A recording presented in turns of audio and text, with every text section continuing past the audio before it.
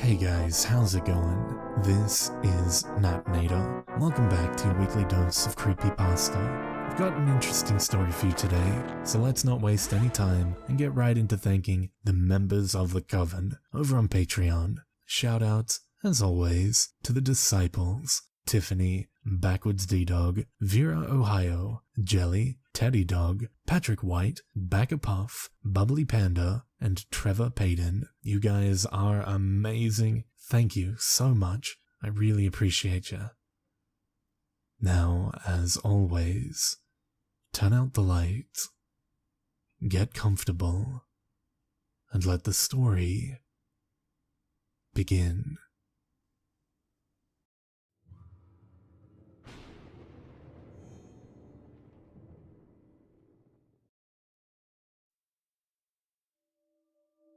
I smelled the coal smoke before I opened my eyes.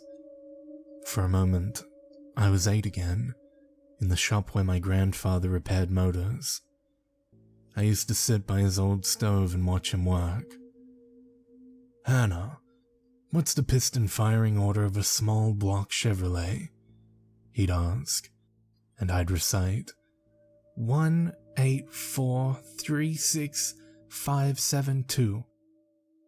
He'd laugh and toss me one of the snack-size Hershey bars he kept in his toolbox. But the lurching and pitching, where was I? Opening my eyes took more effort than it should have. My head felt leaden, leaning against something cool and smooth. Finally, I cracked my eyelids. Scenery whizzed by outside. Lush green mountains, a clear blue sky. Where was I? I couldn't think. I struggled to raise my head, but it immediately fell back against my seat. Was I on a train? "I want my mama," a little voice whimpered, and I managed to raise my head to look at the seat across from me. A girl of about 4 lay on it, sucking her thumb. She seemed as lethargic as I felt. She also looked familiar, but I couldn't think. My head throbbed, and I felt queasy. Someone moved swiftly down the aisle. A lady in bright blue uniform. She knelt beside the girl. "It's okay, sweetie. You'll see your mama soon." I tried to get her attention. She whipped her head around and I cried out. Her eyes were black as coal, but I blinked and it was gone. She looked at me with concern in her sky blue eyes. "Are you okay?" she asked. "My head. Oh, it's probably the smoke from the train," she said. Then she walked away. Someone groaned to my right. A blonde guy around my age slumped forward. He turned and squinted at me. "Jake?" I whispered. "I am Jake," he said, as if it had just occurred to him. "What? I don't know." He closed his eyes. I remembered him, somehow. A number 7 on a black jersey. I pictured him at a locker, helping me open mine, and I knew without being able to see it clearly that the baseball cap he wore backwards had a Red Sox symbol on it.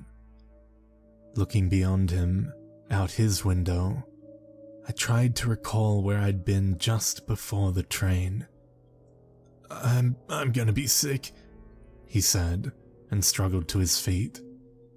He made it halfway down the aisle before the lady in blue stopped him. "Please, return to your seat," she said. "Restroom," he muttered. "I'm sick." "It will pass," she said cheerfully, and tried to pull him back. He shook her hand off and lurched down the aisle. At the end, he disappeared into a door to his left. The lady in blue looked anxious. She glanced at the other passengers, but no one else seemed strong enough to stand. Lips pursed, she waited for him. Finally, the door opened and he staggered out, pale and red-eyed. He looked annoyed to see the lady in blue waiting. He turned as if to go through the door to another car, and she freaked out. "Stop!" she cried. "You can't go in there." She almost shoved him down in her attempts to get between him and the door. He lifted his eyebrows and held his hands up in surrender. Then he headed back down the aisle. Instead of taking his previous seat, he fell into the seat next to me. "Please return to your seat," she said, and he ignored her. "Young man, where are we?" he demanded. "Where are we going?" She strode to the first seat of the car, where a man in the same type of blue uniform sat. He turned to look at us, and they whispered behind their hands. "What's going on?" Jake said. "I can't remember. My head hurts." "Mine too. Do you think we were drugged?" He looked at me, then at the little girl in the seat in front of us. "But why? The last thing I remember is Mr. Greeley yelling at me." "He yelled at you for sleeping in detention?" "Yeah, that's right. You're Hannah." "I have a bad feeling," he said. "We need to get off this train." The two employees still watched us. Jake lowered his head and said, These kids, they're from our school, and the younger ones." He tipped his head at the little girl. "I think they're from the daycare next to our detention room." I looked at the girl, surprised. "Mrs. Campbell's daughter, Allie." A voice came over the loudspeaker. "Approaching stop 105. All passengers remain seated unless a service member directs you otherwise. Only people with tickets for stop 105 will be allowed to disembark here." "Do you have a ticket?" Jake asked. Before I could look, the two service members in our car moved quickly down the aisle, closing the blinds over the windows. Jake tried to stop the man from closing ours. "Leave ours open, please," he said, and the man closed it anyway. Jake reached for it and the man grasped his wrist. "Don't touch that," he said, and for a moment, his eyes flashed black. "There are things on this journey you do not want to see. Stop 105 holds many of these things. In fact, you do not wish to see any of the stops until we get to stop 110. He smiled and said, "Enjoy your ride." We watched him walk away. "Did you see that?" Jake hissed. "His eyes." "Yes," I whispered. "And hers were the same earlier. I thought I imagined it." The train lurched to a stop. "No one from our car is disembarking at this stop," the lady in blue announced with a smile. "Perhaps you should close your eyes and take a nap. It will help the time pass." She took a blanket from the overhead compartment and tucked it around me. Jake refused the one she offered him. "Rest your eyes, honey," she said. "I'll wake you when we reach your stop." A nap. I still felt so groggy, and my head wouldn't stop pounding. Maybe if I closed my eyes, just for a minute. "Stay awake." Jake nudged me with his knee. "We can't go to sleep." I opened my eyes and noticed Allie was asleep, snoring softly. All over the car, passengers slept. Some faces I knew. Others were still hazy. "Hannah," Jake whispered, "do you hear that?" I did. It sounded like wolves howling, or, moving quicker than I was capable of at the moment, Jake reached across me and opened the shade. What had been sunny and lush only moments ago was dark and barren. People lurched into the darkness. Then yellow lights appeared. It took me a second to realize they were eyes. Something jumped at our window and I screamed. I had a flash of scraggly black fur and yellow eyes as it slammed against the glass. And then the man in blue was there, yanking on the shade. "I told you not to touch that," he yelled. "What the hell was that?" Jake cried. "Where are we? Where are you taking us?" "To a nicer place than this, if you will listen to the rules," the man snapped, looking rattled. He stood right beside us until the train chugged in motion again. Along with the howls, I imagined I heard screaming. Jake took my hand. His fingers felt icy in mine, and I looked down. His fingers were pale, the nail beds cherry red. So were mine. So were Allie's. "We have to get off this train," Jake said. His reddened eyes and lips stood out against his pale skin. "You don't look so good," he said. I was sleepy. Every time my head dipped, Jake squeezed my fingers. I dozed somewhere between stops 106 and 107, but Jake kept bringing me back.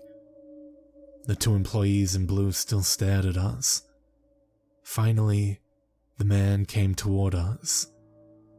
"I need to see your tickets, please." He didn't even try to hide the black flash of his eyes when he said, "Now." I dug through my pockets and produced a yellow ticket from my jacket. It simply read, "STOP-115. Jake searched through his pockets, yielded nothing. "Oh, what can I tell you, man?" he said. "If you'd tell me how I got on this damn train, I might know where my ticket is." The lady in blue approached and the man hissed, "He doesn't belong here. I told you so." Her eyes widened and her mouth gaped. "Impossible." "He's too strong," the man said. "He cannot stay here." The woman frowned at us and pulled the man away. We watched them engage in an animated conversation. "They're gonna kick me off," Jake said. "I want to go with you," I said. "Please don't leave me." "I won't," he promised, and squeezed my fingers. "I don't know where we're going, but I don't trust them." He glanced out the window. "I used to like trains when I was a kid. This one seems kinda slow. I figure we're doing about 80 miles an hour. If we try to jump at this speed, we're probably dead. But have you noticed how much it slows when we're approaching a stop? We have to be close to stop 109 now. Maybe we should take our chances, jump when we get close."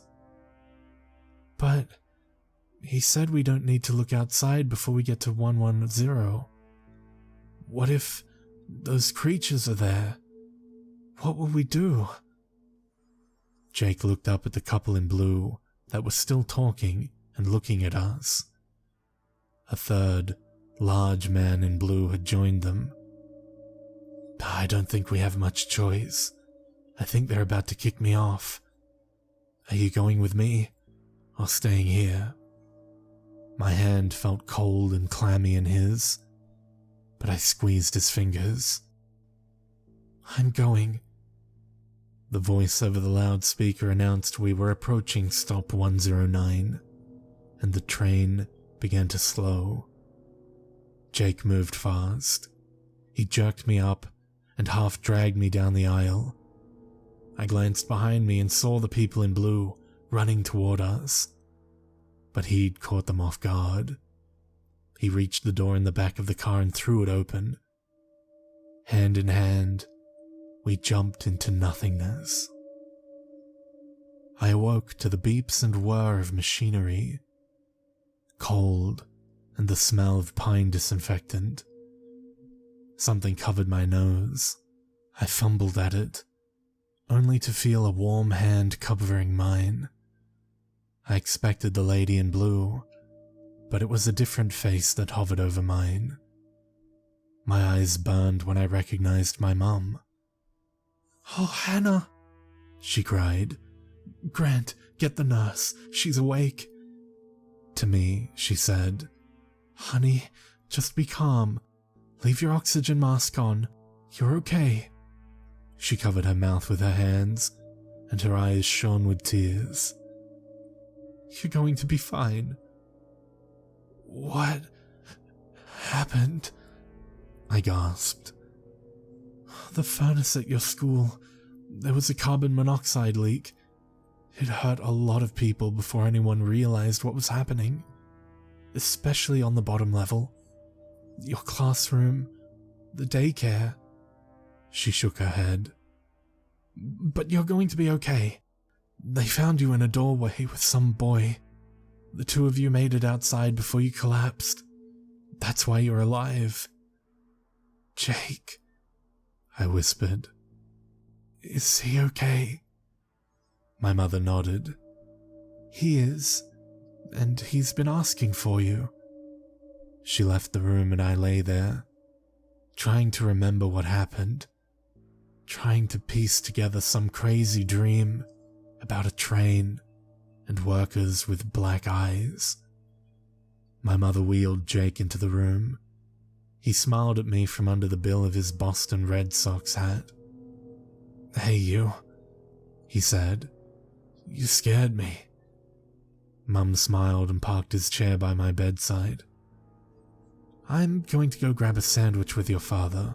Let you two talk." What happened?" I asked. He frowned. "I don't remember much. They said there was a carbon monoxide leak. We were the only ones from that classroom who made it out alive. I remember holding your hand, trying to get to a door, but that's about all. I wanted to ask him about the train, but that would sound crazy, right?" He shook his head. "What's the last thing you remember?" "I remember Mr. Greeley yelling at you for falling asleep." "I couldn't keep my eyes open," Jake said. "I guess the poison was already hitting me. Not even sure how I even woke up enough to get out." He reached over and squeezed my hand. I looked down. Her hands were pale and the nails were still red. I'd had a crush on him since 7th grade. I couldn't believe Jake Marlowe was here, holding my hand. I laughed. "I dreamed about you. I dreamed we were on a train. You saved me from these weird, black-eyed train workers." Jake's already pale face blanched. "Train?" he said. He pulled his hand from mine and rubbed his hands over his face, accidentally dislodging his hat. He grabbed it before it hit the floor. "What the hell?" he whispered, and extracted something from the inside ridge of his cap. He held it up, and we both stared at it. It was a simple yellow ticket with the words "Stop-115" printed in black letters.